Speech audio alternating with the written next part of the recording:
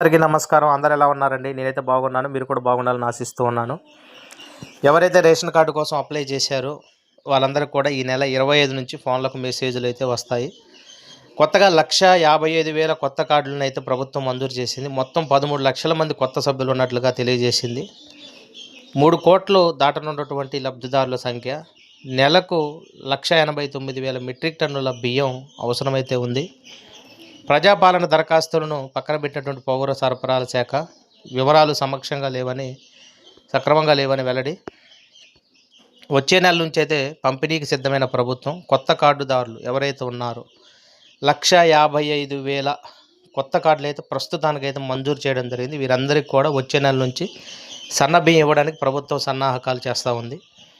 కొత్త రేషన్ కార్డుదారులు ఎవరైతే ఉన్నారో అంటే కార్డులు మంజూరైనటువంటి వారికి ఈ నెల 25 నుంచి అయితే ఫోన్లకు మెసేజ్లు అయితే పంపించడం జరుగుతుంది. గ్రామ సభల ద్వారా ఎంపికైన వారికి మాత్రమే కొత్త కార్డులను రాష్ట్ర ప్రభుత్వం మంజూరు చేసింది. ప్రజాపాలన ప్రజావాణి మీ సేవ ద్వారా చేసుకున్న దరఖాస్తుల పరిశీలనను ఇప్పుడు పూర్తి చేసినట్టు తెలుస్తూ ఉంది. ఇంటింటికి తిరిగి సర్వే చేసిన సిబ్బంది కార్డుల మంజూరు, పేర్ల చేరికలు వంటి వాటిపై ఒక స్పష్టతకైతే వచ్చారు.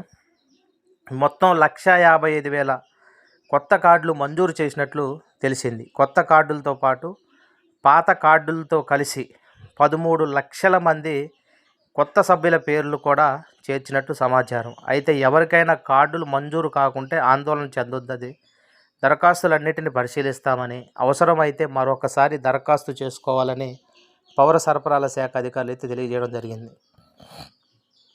3 కోట్లు దాటనున్న లబ్ధిదారుల సంఖ్య. రాష్ట్రంలో 3 కోట్ల మందికి దాదాపు రేషన్ కార్డుదారులు అయితే ఉండటం జరుగుతూ ఉంది. ఎవరైతే లబ్ధిదారులు ఉన్నారో వాళ్ళు ఇబ్బంది పడకుండా డీలర్లు జాగ్రత్త తీసుకోవాలని, సన్న బియ్యం పంపిణీపై రాష్ట్ర సర్కారుపై ప్రశంసలు కురుస్తూ ఉన్నాయి. ప్రజాపాలన దరఖాస్తులు పక్కకే. కాంగ్రెస్ సర్కారు కొలువుదీరిన ప్రారంభంలో ప్రజాపాలన ద్వారా వివిధ పథకాల కోసం దరఖాస్తులు స్వీకరించింది. ఇందులో రేషన్ కార్డులకు సంబంధించిన దరఖాస్తులు సైతం తీసుకుంది. లక్షల దరఖాస్తులు రాగా వాటిని పరిశీలించడం కష్టంగా మారింది. చాలామంది తమ వివరాలను సక్రమంగా నమోదు చేయకపోవడంతో అధికారులు వాటిని పక్కకు పెట్టినట్లుగా తెలుస్తోంది. మీ సేవ ద్వారా చేసుకున్న వాటిని తప్పకుండా పరిశీలించడంతో పాటు తిరస్కరణకు గురైన వాటికి కూడా కారణాలు కూడా చెబుతామని అధికారులు అంటూ ఉన్నారు.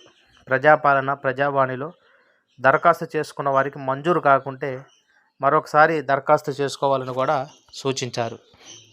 కాబట్టి ఎవరైతే రేషన్ కార్డు మంజూరు కాలేదో, ఎవరైతే రిజెక్ట్ అని వస్తూ ఉందో దయచేసి వాళ్ళు మరొక్కసారి మీరు మీ సేవ ద్వారా దరఖాస్తు చేసుకోండి. దరఖాస్తు చేసుకుని ఉన్నట్టయితే మీ దరఖాస్తులను పరిశీలన చేసి మరి కొత్త కార్డులు అయితే ఖచ్చితంగా ప్రభుత్వం అయితే మంజూరు చేసే అవకాశం ఉంది.